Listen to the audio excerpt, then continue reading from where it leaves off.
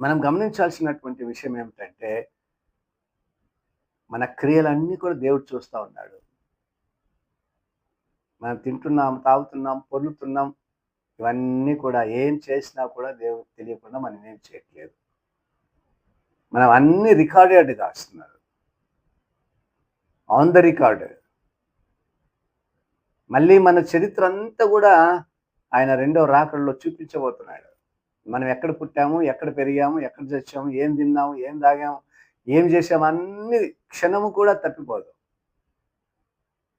ఒక్క క్షణం కూడా తప్పిపోదు. అన్నీ మళ్ళీ మనకు చూపిస్తాడాయన.